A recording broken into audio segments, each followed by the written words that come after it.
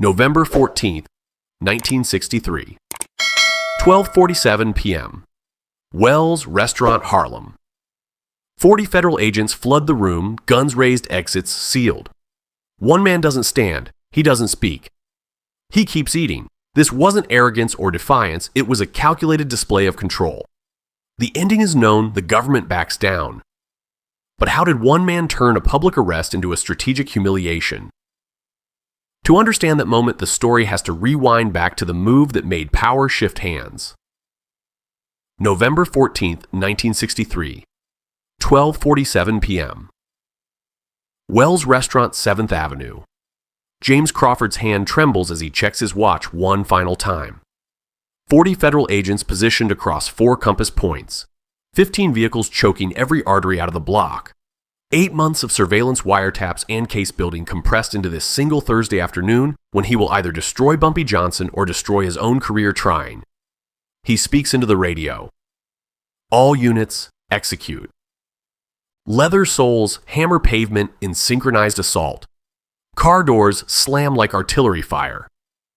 The air thickens with exhaust fumes and the scent of fresh bread from the restaurant kitchen, the last innocent smell before violence rewrites the afternoon. Crawford steps out, badge in hand, and walks toward the entrance. Behind him, 40 men fan out like wolves closing on wounded prey. This is the largest federal operation Harlem has witnessed since the riots of '58. The door explodes inward. Federal Bureau of Investigation. Hands visible. Now. The restaurant dies. Forks freeze between plate and mouth like rigor mortis caught mid-bite. Coffee cups hang suspended. Conversations severed mid-word. 47 people transformed into corpses who still breathe. A waitress flattens against the wall tray, rattling in her hands like bones in a box.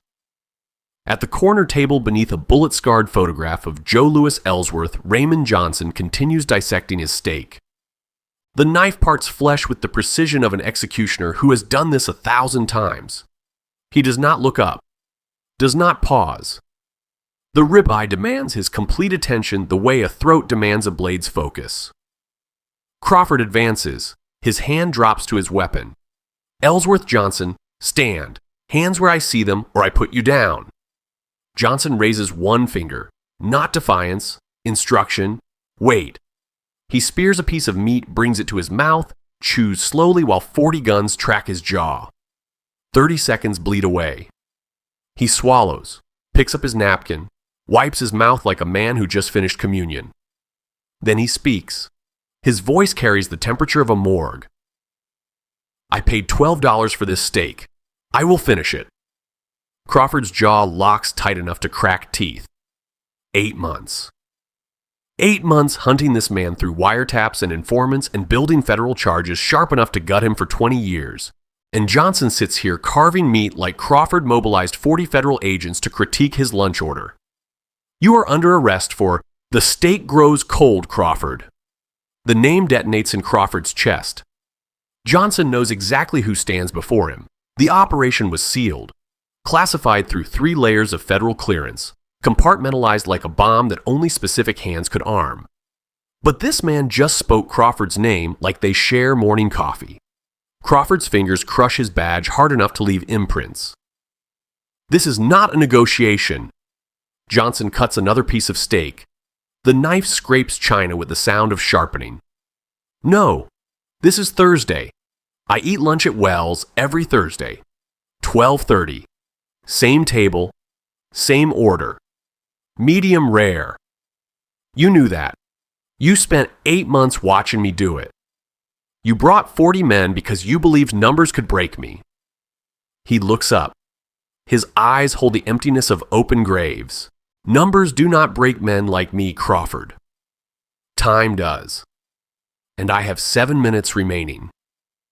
The details that follow come from sealed court records that were later declassified sworn testimonies under federal oath and documented accounts from 17 surviving witnesses. The purpose is historical autopsy of power dynamics in 1963 Harlem, not instruction in criminal methodology, not endorsement of unlawful conduct. Dissection of how two men weaponized authority in a room where only one held legal power and neither held mercy. Crawford does not need 40 agents to arrest one man. He needs spectators. He needs photographers crouched across the street with cameras loaded like rifles. He needs tomorrow's front page to display Bumpy Johnson in handcuffs, skull-bowed legend executed in public view. That photograph matters more than the arrest, more than the charges, more than justice itself. J. Edgar Hoover operates the FBI like his private execution chamber. For 17 years, he has collected dossiers on every person of influence in America, filing away secrets like ammunition for wars not yet declared. Johnson's folder bloats with 643 pages. The file metastasizes weekly because Hoover considers Johnson a tumor that must be cut from Harlem before it spreads. Not for running numbers, for what he represents. A black man wielding power that makes federal authority taste their own irrelevance. Hoover selected Crawford personally for this surgical strike. Crawford closes cases the way butchers process meat. No emotion, no hesitation. Pure methodology. Every variable controlled, every outcome calculated, every target reduced to statistics and reports that end careers or end lives with equal efficiency. Except this variable refuses to cooperate. Harlem in November 1963 vibrates like a tripwire pulled to breaking tension. The March on Washington detonated 3 months ago. Malcolm X preaches revolution 7 blocks north. Every street corner calculates what freedom costs, in currency measured by coffins. One spark could immolate the entire neighborhood in flames that would burn for weeks. Crawford knows this. Hoover knows this. That is why the operation was engineered for maximum brutality. Maximum humiliation. 40 agents, 15 cars. Photographers positioned like snipers. The message must penetrate bone deep. Federal law wins. Always, even in Harlem. Especially in Harlem. But Johnson is dismantling the script in real time with nothing but a steak knife and diabolic patience.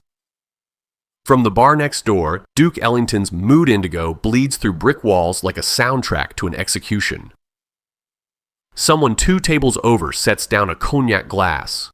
Crystal strikes wood with the sound of a hammer cocking. The noise fills the silence like a death rattle. Crawford leans closer. His voice drops to the register menus before they kill. Stand up, now, or I drag your corpse out. Johnson cuts another piece of steak. Chews, swallows. You command 40 men with guns. I possess a $12 ribeye in 7 minutes. One of us hemorrhages time. The other owns every second in this room. He pauses. The knife rests against china like a scalpel against flesh. Which one controls this room, Crawford? The man with 40 guns who cannot fire them, or the man with a fork who refuses to stop eating? The question hangs in the air like the moment before a trigger breaks. Crawford's hand slides to his holster. Around him, 40 agents shift weight fingers, drifting toward weapons' eyes locked on Johnson like crosshairs finding center mass. But Johnson just keeps eating. Slow, methodical. Each movement of his fork, a declaration. Each second of silence, a weapon Crawford cannot counter with badges or guns, or the entire weight of federal authority bearing down like a guillotine that cannot drop. Because Johnson understands something Crawford's 8-month operation never calculated. Power does not flow from overwhelming force. It flows from controlling which clock everyone obeys. And right now, every eye in this room tracks Johnson's knife-carving meat while 40 federal agents wait on permission that will never arrive. Crawford engineered this operation to execute a legend, to prove that even Bumpy Johnson bleeds out when federal law decides to open his veins. But legends are not executed by numbers. They are forged by moments like this, by men who refuse to stand when threatened, who finish their lunch while 40 guns aim at their skull and 40 fingers itch to squeeze. The steak has 7 minutes remaining. Crawford's career has less. He just does not know it yet. To understand how Johnson sits calmly while 40 guns aim at his skull, the clock must rewind. Back to when Crawford first believed he could break this man. Back to 15 years of federal failures that transformed Hoover's frustration into vendetta. 15 years of hunting. 3 operations that collapsed so completely they became case studies in how informants inside federal walls can gut investigations before warrants dry. Each failure carved deeper into Hoover's authority until the wound turned malignant. The 1957 raid on Small's Paradise should have worked. 30 agents, pre-dawn timing. Intelligence indicating ledgers and cash that could map Johnson's entire numbers operation. They breached at 2 in the morning expecting evidence, found empty offices instead, clean books, a business that looked legitimate enough to pass audit. Someone had warned Johnson 6 hours early. The building had been sanitized so thoroughly, the agents left with nothing but humiliation. The 1959 wiretap operation cost $70,000 in equipment and 3 months of installation work. FBI technicians planted devices in every location Johnson frequented. His apartment, his office, 3 nightclubs where he conducted business. For 2 weeks, the recordings captured conversations about weather and sports. Nothing actionable? Then every device went silent simultaneously. Johnson's people had found them all, extracted them carefully, delivered them to the federal building in a cardboard box with a note. "You dropped these." The message was clear. Your surveillance means nothing. We see you before you see us. The 1961 tax case seemed bulletproof. 9 months tracking every dollar through banks and front companies. 200 pages of financial evidence.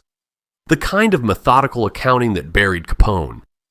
The judge threw it out in 40 minutes, evidence collected improperly, warrants signed by magistrates lacking jurisdiction, technical violations that unraveled months of work. Someone inside the system had sabotaged the prosecution so skillfully it looked like incompetence rather than betrayal. 3 catastrophic failures. 3 reasons why Hoover summoned Crawford to Washington in February 1963 and handed him a folder that felt like carrying a coffin. The meeting lasted 4 minutes. Hoover dropped the file on his desk hard enough to crack wood. 643 pages documenting Johnson's empire.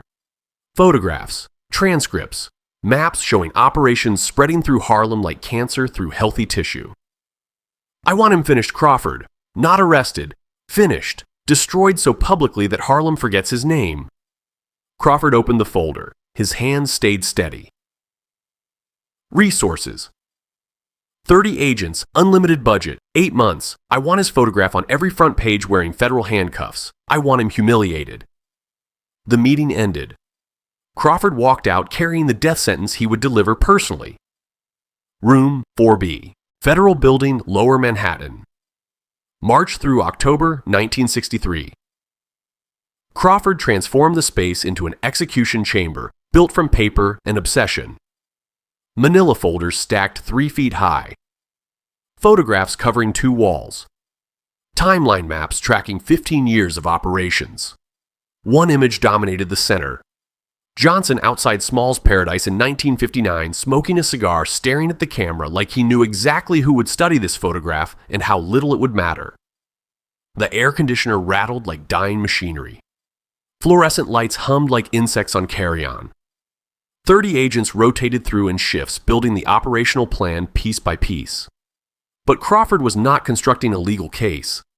Legal cases had failed 3 times. He was engineering theater. Public execution designed for maximum humiliation, captured by maximum witnesses. The operational framework that follows comes from declassified federal documents and internal investigation testimony. The purpose remains historical examination of methodology during this period, not instruction in surveillance techniques. Crawford's approach diverged from previous failures through one insight. He would not catch Johnson committing crimes. That game was compromised. Johnson had too many informants feeding him intelligence before ink dried on federal paperwork. Crawford would instead construct spectacle. Performance where guilt mattered less than the image of federal dominance burning into every newspaper reader's memory. Thursday, November 14th. 12:30. Wells Restaurant. Crawford selected this target after 4 months surveillance mapping Johnson's patterns. Every Thursday for 6 years. Same table, same time, same order. Routines are weapons you hand enemies. Patterns are blades they use to open throats. 4-team deployment. North Team seals Lenox Avenue. South Team blocks 130th Street. East and West control cross streets like closing a fist. NYPD backup freezes all traffic within 4 blocks. Photographers positioned across the street with clear sight lines. 3 minutes from breach to vehicle departure. 3 minutes to capture Johnson's destruction from every angle. The operation does not aim to discover where Johnson eats lunch. Crawford has known that for months. The operation aims to control narrative. Transform arrest into propaganda so visceral every criminal in Harlem receives the message. Your king just bled on camera. Federal authority always wins. Crawford's infiltration targeted Harlem streets, but Johnson was penetrating something far more valuable. The men inside the institution who could be turned. Robert Hayes, junior analyst, FBI Financial Crimes Division, 6 years service, clean file, married, 2 children, no violations, no reason for scrutiny. Just a man who processed paperwork and went home to New Jersey every evening at 6. Except Hayes carried a metastasizing weakness, gambling debts. $8,000 accumulated over 14 months at underground poker games he believed were anonymous. Debt that starts as entertainment and ends with men making house calls. October 31st, 1963, 11 at night. Hayes reviewed case files at his kitchen table when someone knocked. 3 soft taps. He opened the door expecting a neighbor. Found Willie Morano instead. Willie stood in the hallway wearing a suit worth more than Hayes earned monthly. Slim. Calm. The expression of an accountant reviewing numbers that refused to balance. He did not introduce himself. Everyone who mattered knew Willie answered to one authority. Robert Hayes. You owe $8,000 to people who stopped being patient. Hayes' throat closed. His hands shook badly enough he gripped the door frame. I can pay. Just need more time. Willie stepped inside without invitation. Closed the door gently. His voice stayed soft. Reasonable. The tone surgeons use explaining inoperable conditions. Time costs money, Robert, but we can discuss alternative currencies. Hayes backed against the wall. I do not have anything. I swear I will get the money, but... Information, Robert, not money. Conversation about an operation your office is planning. Hayes' face drained to corpse color. I cannot. That is classified. If anyone discovers... Willie removed a photograph from his jacket, placed it on the table with evidence handling care.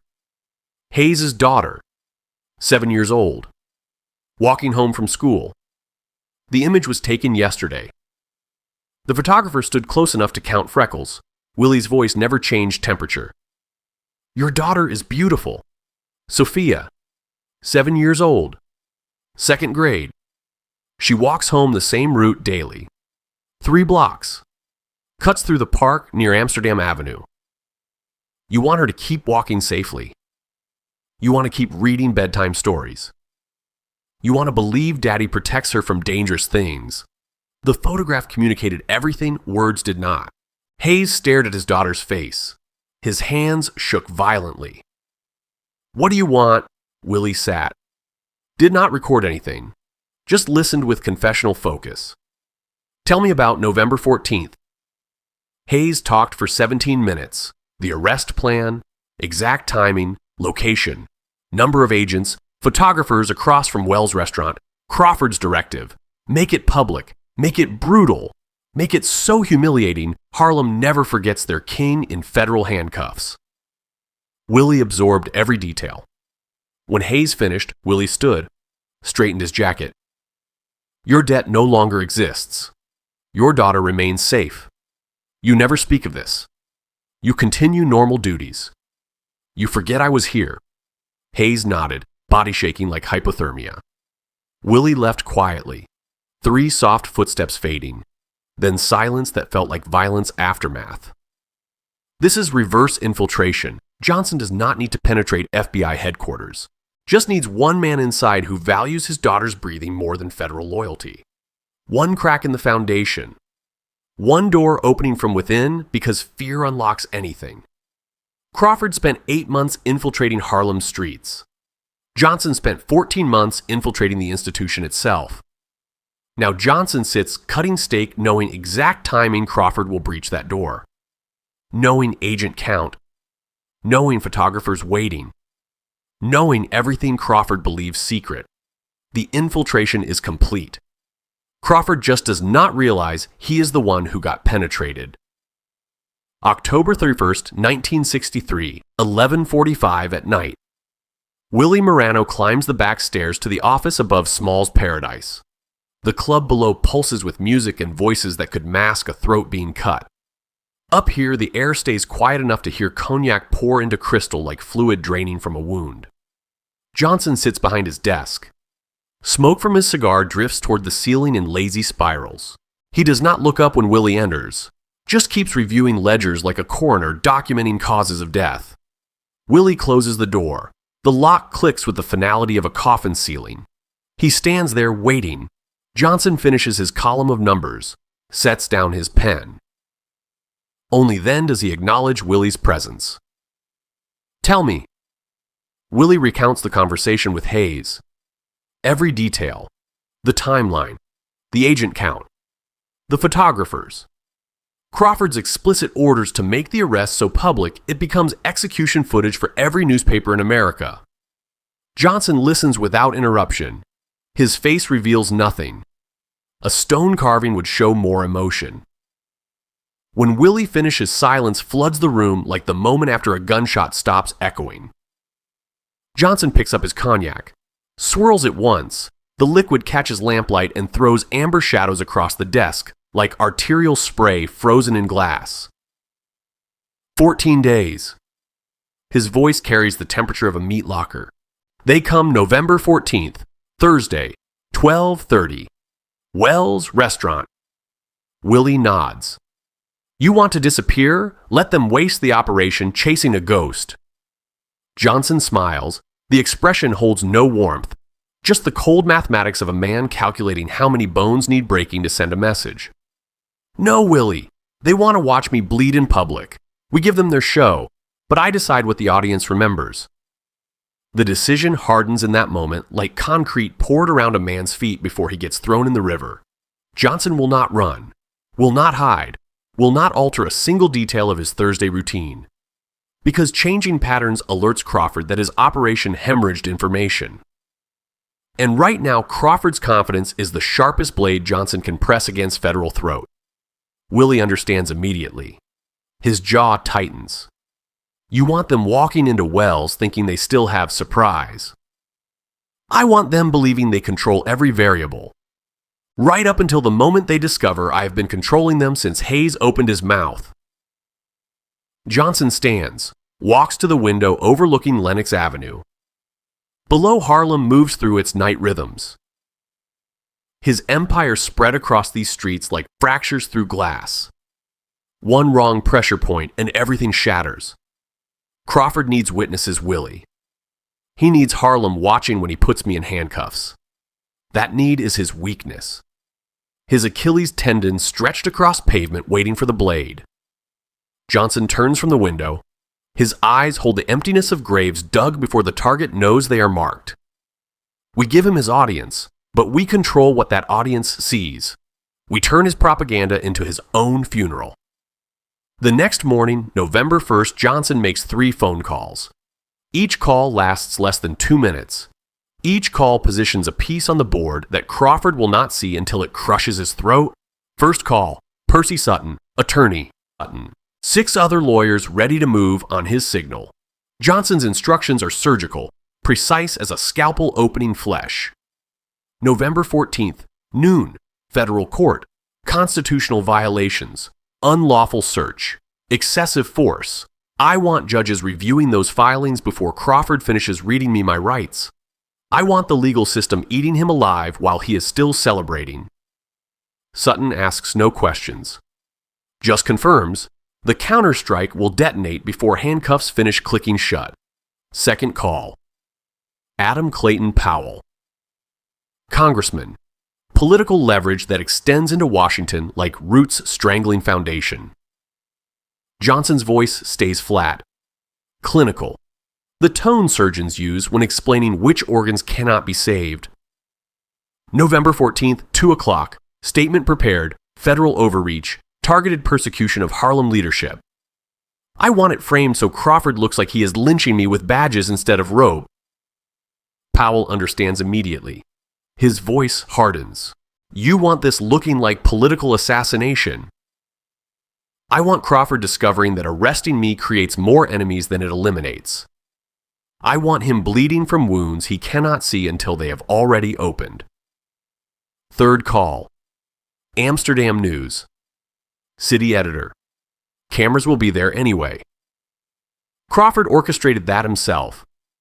But Johnson wants his own photographers positioned. His own narrative loaded like bullets in a chamber. November 14th, Wells Restaurant, noon. Your best people. Not to photograph my surrender, to document federal brutality in Harlem. I want images that make Crawford look like he brought 40 guns to terrorize one man eating lunch.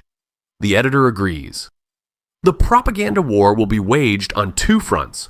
Crawford will be fighting battles he does not know exist until they have already gutted him. Johnson hangs up, pours another cognac. The pieces are positioned like broken glass, arranged to slash whoever steps wrong. Now comes the psychological dismemberment. 14 days to make Crawford believe his surprise remains intact, while Johnson constructs the trap that will snap shut and sever everything Crawford spent 8 months building. The office transforms into an operations center over the next hour. Carbon paper. Typewriter keys hammering like bones breaking in rhythm. Legal briefs taking shape like weapons being forged. Political statements drafted and sharpened until every word cuts. Cigarette smoke layers the air until breathing tastes like inhaling funeral ash. Johnson sits at the center orchestrating responses to an attack that has not landed yet, but whose exact trajectory he knows better than the man who aimed it. The power relationships described here reflect the machinery of 1963 Harlem. Legal networks as weapons, congressional influence as armor, media manipulation as artillery, not endorsement of unlawful conduct. Historical autopsy of how authority operated when federal power tried to execute local resistance and discovered the target had already positioned the noose around federal neck. November 2nd. 13 days remaining. Johnson appears at Wells Restaurant for his regular Thursday lunch. Same table, same time, same ribeye ordered medium rare. He eats slowly, reads his newspaper. The performance is flawless. To anyone watching, including the FBI surveillance team Crawford positioned 3 blocks away, nothing has changed. But everything has changed. Johnson now performs normalcy with the precision of an assassin who knows every sightline. He feeds Crawford's confidence like fattening livestock before slaughter. Lets the operation proceed exactly as designed, because overconfident opponents do not see the knife until it penetrates between ribs. November 7th, 1 week remaining. Johnson holds a meeting at Wells. 8 of his most trusted soldiers, men who have buried bodies and kept their mouths sealed. He speaks quietly. His instructions carry the weight of commands that will be obeyed or answered for in ways that leave permanent damage. November 14th. 40 federal agents will breach that door. You do nothing. No weapons, no resistance, no warnings. Let it happen exactly as Crawford planned.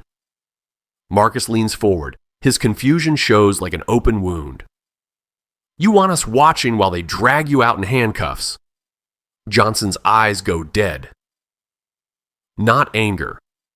Instruction delivered by a man who has cut throats for lesser failures to comprehend. I want you letting them believe they won.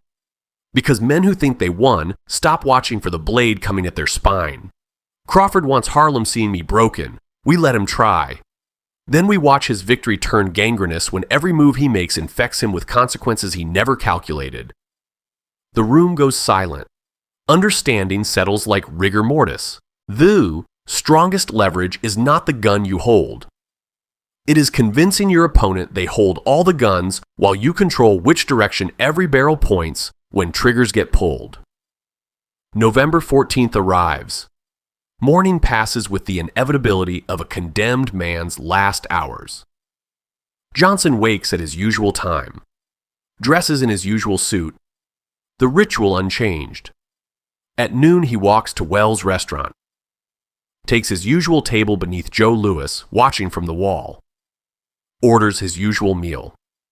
3 blocks away, Crawford gives the execution order. 40 agents deploy like wolves, closing on wounded prey. 15 vehicles choke every artery. Photographers position themselves to capture the kill. The entire federal machinery mobilizes for maximum carnage. Johnson cuts into his steak. The knife parts flesh. The first bite tastes like victory. Crawford cannot see bleeding him from inside. Because Crawford spent 8 months planning an arrest, Johnson spent 14 days planning the autopsy. The leverage is set. The trap is armed. The jaws are open. Now Crawford walks in and puts his throat between the teeth. 12:45. 2 minutes before the trap springs shut on the man who built it. Crawford stands outside Wells' restaurant with 40 federal agents positioned like executioners. He checks his watch. 12:46. His hand rises to his radio. All units, execute. The door explodes inward. 40 agents flood through with weapons drawn. Federal Bureau of Investigation. Nobody moves. The restaurant dies. Forks freeze between plate and mouth. Coffee cups hang suspended. A waitress drops her tray, but the crash seems silent because every ear focuses on Crawford's voice, cutting through the space like a blade opening flesh. At the corner table, Ellsworth Raymond Johnson continues cutting his steak. The knife moves through flesh with surgical precision. He does not look up, does not acknowledge 40 guns aimed at his skull. Crawford advances.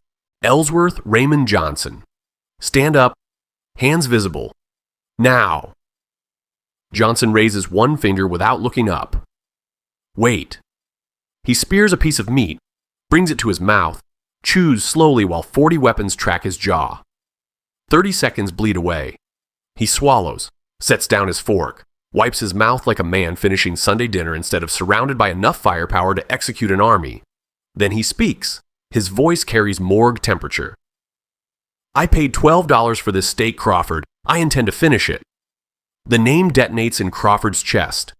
Johnson knows exactly who stands before him. The operation was classified through 3 layers of clearance, but this man just spoke Crawford's name like they share morning coffee. Crawford's jaw locks tight enough to crack molars. You are under arrest for racketeering. The steak grows cold while you recite charges that will not survive the week. Johnson cuts another piece. The knife scrapes china. You brought 40 men, 15 vehicles, sealed 4 blocks, positioned photographers to capture my humiliation. 8 months building this operation. I have known about it for 14 days. Crawford's face drains to corpse color. Leak. Someone sold intelligence. But who? Johnson answers the unspoken question. Robert Hayes, financial analyst, your office, $8,000 in gambling debts my people forgave for your complete timeline. He pauses. I know you planned maximum publicity. I know you want Harlem seeing me in handcuffs. I know you believe this destroys my authority. Crawford's hands shake with rage, burning through 20 years of control.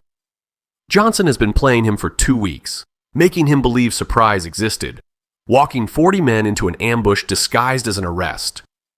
You are still under arrest. Your intelligence changes nothing. Johnson smiles. No warmth, just cold satisfaction. My intelligence changes everything. You need this arrest looking like federal dominance. You need witnesses believing you broke me, but I control what witnesses see. He gestures toward the window. Your cameras. Your propaganda moment. Except I have cameras positioned too. Lawyers filing emergency motions in federal court right now. Congressman Powell preparing statements about federal persecution that land on every news desk before you finish my fingerprints. Crawford's vision tunnels. His operation hemorrhages from wounds he cannot stop. Johnson has been 2 moves ahead since before Hayes opened his mouth. Legal motions change nothing. You go into custody regardless. I know I go into custody. That was always inevitable. Johnson cuts another piece. Chews. Swallows. But you are not arresting a criminal. You are creating a martyr. Giving Harlem photographic evidence of 40 armed agents terrorizing one man eating lunch. Handing me propaganda that turns your victory into my recruitment tool. See, the words cut deeper than blades because they carry absolute truth. Crawford sees it now. The narrative splitting. His version where federal law brought down Bumpy Johnson. Johnson's version where racist authority attacked a black leader for daring to have power Hoover could not control. Both versions will spread. And Crawford suddenly understands which wins in Harlem. 5 minutes pass. Then 7. Then 10. Johnson controls the tempo through absolute stillness. Through refusing to acknowledge 40 guns change anything about finishing his meal. Every second Crawford waits proves he does not control this moment. That Johnson weaponized time itself. Finally, Johnson stands, adjusts his vest with care of a man preparing for a photograph that will define him, extends his hands wrists together, offering them for cuffs. I give you your arrest, Crawford. I wear your handcuffs. I let you have procedural victory. But you lose the war you did not know you started. I am not resisting. Not fighting. I am showing Harlem how a man maintains dignity when 40 guns point at his head and federal power tries to break him. Crawford pulls out handcuffs. His hands shake. He snaps them onto Johnson's wrists. The metal clicks with coffin finality. Johnson looks at him with eyes already moved past this moment. When you report to Hoover tonight, give him my regards. Tell him I will be home for dinner. Not threat, not bravado. Just information delivered with certainty. Crawford walks Johnson toward the door. Outside, cameras flash like artillery. The image burns into film. Bumpy Johnson in handcuffs. Head high. Back straight. No fear, no defeat. Just a man arrested who looks more powerful in chains than 40 agents required to put him there. The photographs will run tomorrow. Front page, exactly as Crawford planned, but they will not tell his story. They will show persecution. A man refusing to break. A symbol Harlem will remember long after Crawford's name gets forgotten. Crawford won the arrest, executed his plan with precision, but lost everything that mattered. Lost the narrative. Lost the propaganda war. Lost the battle for hearts and minds that determines whether authority functions or just makes noise. Johnson sits in the federal vehicle. Hands cuffed, head high, lawyers filing motions. Powell's statement being typed. Amsterdam News developing photographs making Crawford look like he brought military force to terrorize one man eating a $12 steak. Crawford watches the vehicle disappear. Everything went according to plan. Perfect execution.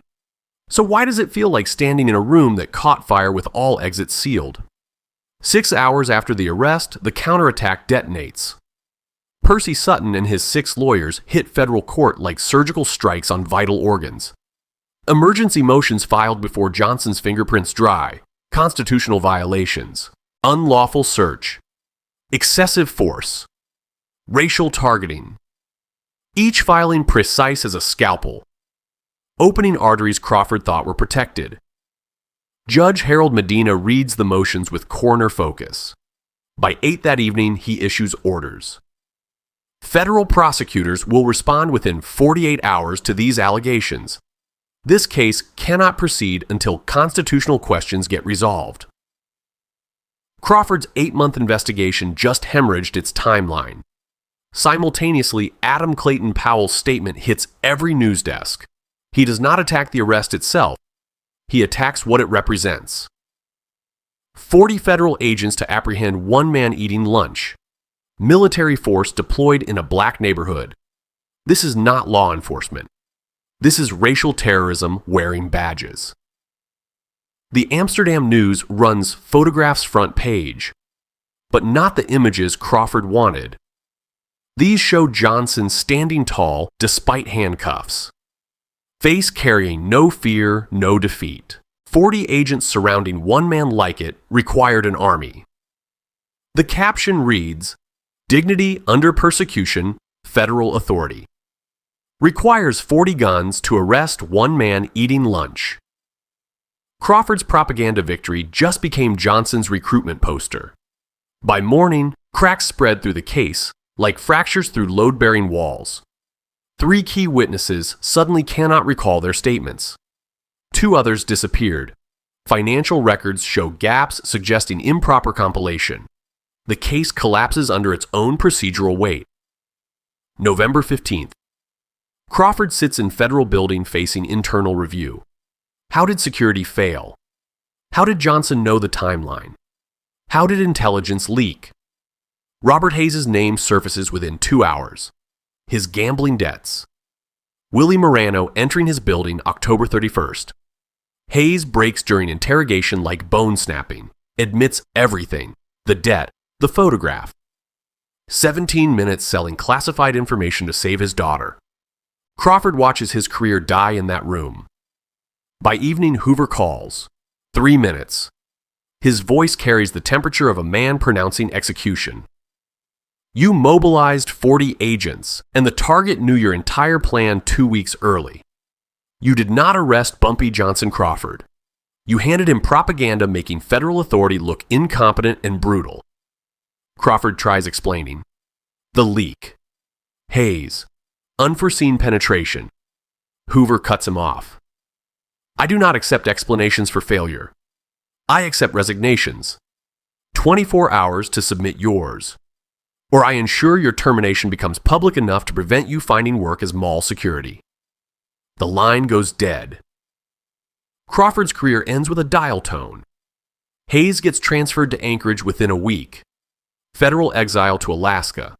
He resigns 6 months later, returns to New Jersey, takes a job processing insurance claims, spends his life knowing he destroyed his career to save his daughter and would make the same choice again. The case drags through courts for 2 years. Every motion generates counter-motions. Every piece of evidence gets challenged. Prosecutors keep withdrawing problematic evidence rather than defending how it was obtained. Federal Judge Irving Kaufman dismisses the case entirely. Multiple procedural violations. Evidence collected through questionable warrants, witness testimony appearing coerced, an investigation so compromised by internal leaks it cannot proceed without violating constitutional rights. Johnson walks out of federal court free. 8 months investigation. 40 agent arrest. Entire federal machinery. All collapsed under flawed execution. These details come from declassified records, court transcripts, and documented accounts. The focus remains analyzing how power dynamics operated during this collision, not endorsing unlawful conduct. But the real consequence plays out on Harlem streets. The story spreads like fire through dry timber. How Johnson sat calmly while 40 guns aimed at his skull. How he finished his $12 steak despite Crawford's orders. How he controlled the tempo of his own arrest. How he walked out in handcuffs with head high and dignity intact. In barbershops and pool halls on corners and in nightclubs, people tell it the same way. 40 agents, 40 guns, could not make that man stop eating. An old woman sitting outside Wells' restaurant the day after puts it plainly to a reporter. They brought an army to break one man. He just kept cutting his meat. What that tell you about who really got power? A young man named Marcus who watched from across the street says it differently. "I saw Mr. Johnson stand up, saw him extend his hands for those cuffs. He was not surrendering. He was teaching us something. That they can arrest your body, but they cannot arrest your spirit unless you let them." What FBI intended as humiliation became legend. What Crawford designed as federal dominance became proof that authority without legitimacy is just violence wearing badges. What Hoover wanted buried became the story elevating Johnson from crime boss to symbol of resistance. The photographs Crawford arranged to capture destruction instead captured dignity under pressure. Strength surrounded by overwhelming force. Victory even in defeat. Harlem learned the lesson Johnson taught that Thursday. Being arrested does not mean being broken. Wearing handcuffs does not mean surrendering authority. Losing the immediate battle does not mean losing the war.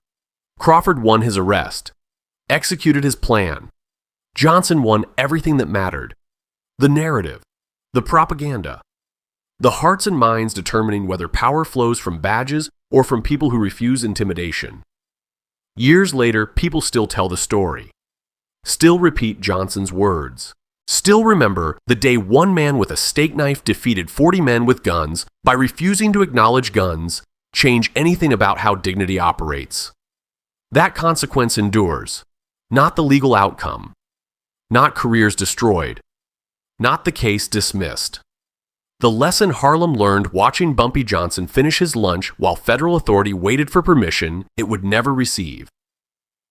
3 weeks after the arrest, Johnson sits in his office above Small's Paradise, the same desk where he made 3 phone calls that dismantled Crawford's career before handcuffs ever clicked shut. He pours cognac into crystal. The liquid catches lamplight the way it did that October night when he decided not to run but to transform his arrest into Crawford's execution. Willie stands by the window watching Lenox Avenue below. Crawford resigned. Hayes shipped to Alaska. The case is hemorrhaging in federal court. Johnson does not smile, does not celebrate, just nods once like a surgeon receiving confirmation the patient died exactly as predicted. Crawford thought power came from deploying overwhelming force: 40 agents, 15 vehicles, military precision. Johnson swirls his cognac. He never understood that power does not flow from the guns you bring. It flows from controlling which story people remember after the guns go silent. Willie turns from the window. You could have run. Let the operation collapse chasing empty chairs. Running would have proven I feared federal authority, that badges and guns could make me alter my life. Johnson sets down his glass. I won by refusing to acknowledge they changed anything. By finishing my $12 steak while 40 men waited for permission I never granted. The philosophy crystallizes in that moment. Authority is theater. Whoever controls the stage controls the narrative that determines what power actually means. Johnson walks to the window. Below, people enter Small's Paradise. Music drifts through floorboards. Life continues because one man refused to let federal intimidation rewrite how dignity operates. You teach people lessons through how you stand when they try to break you, Johnson says quietly. Crawford brought 40 guns believing overwhelming force breaks men. He never calculated that some men cannot be broken by force, only by surrendering the one thing force cannot touch: your authority over how you carry yourself. 3 months later, the federal case collapses. Judge Kaufman's dismissal cites procedural violations so severe the investigation cannot proceed. Crawford is gone. Hayes exiled. Hoover's vendetta lies in ruins built from FBI's own flawed execution. But the real victory plays out in streets and barbershops where people still tell the story, still repeat the words, still remember what it looked like when one man refused to stop eating while 40 guns aimed at his head. Johnson returns to Wells' restaurant the Thursday after dismissal, takes his usual table, orders his usual meal. The owner brings it personally. On the house, Mr. Johnson. Johnson shakes his head, pulls out $12, places it on the table with the same deliberate care he used, adjusting his vest before offering his wrists for handcuffs. I pay for what I consume, always have, always will. The $12 represent more than payment. They represent proof that 40 agents, an 8 months investigation, and 2 years legal warfare changed nothing about Thursday lunch at Wells' restaurant. Johnson cuts into his steak. The knife moves through flesh with surgical precision. Around him, conversation buzzes. Life continues. Power flows. But not from badges or guns or federal threats. From one man's willingness to finish his meal while the world burned and refused to acknowledge fire changes how you hold your fork. The lesson endures beyond Crawford's ruined career, beyond Hayes' exile, beyond Hoover's failed vendetta.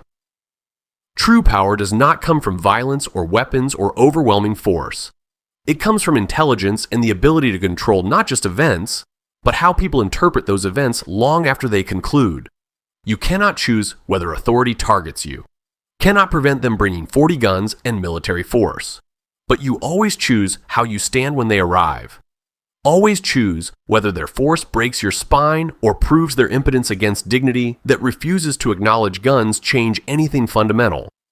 That is the new order, not built on violence, built on cold understanding that whoever controls the narrative controls everything that matters. And narratives are won not through overwhelming force, but through refusing to let force rewrite how you carry yourself.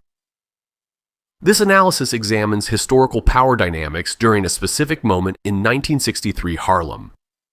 Not endorsement of unlawful conduct. Historical examination of how authority operated when institutions tried breaking individuals and discovered some things cannot be broken by institutional force alone. The steak cost $12. The lesson is priceless. And it endures. November 14, 1963 taught something beyond crime and federal authority. It taught how power operates when force meets will that refuses to bend. Johnson's $12 steak was never about food. It was about controlling tempo when overwhelmed, about choosing dignity over survival instinct, about understanding that how you stand matters more than whether you win. You face moments where authority or opponents arrive with overwhelming force. 40 guns in different forms. Pressures designed to break you publicly. Johnson's lesson is surgical. You cannot always control what arrives, but you control how you meet it. When they bring 40 guns, you finish your meal. When they demand immediate compliance, you decide the pace. When they design your humiliation, you author your dignity. Not through violence, through refusing to acknowledge their force changes who you are. What moment in your life requires you to finish your steak while guns aim at your head? Where are you surrendering tempo to opponents who only win if you acknowledge their force? Think about that, then act accordingly. This examination serves educational analysis of historical power dynamics, not endorsement of criminal activity or unlawful resistance to legal authority. Thank you for watching until the final frame. If this resonated, leave a comment sharing which lesson hit hardest. Subscribe for the next chapter. Like if you understand that dignity under pressure is the only currency that never devalues. Until next time, stay sharp, stay standing, and never let them control which story gets told.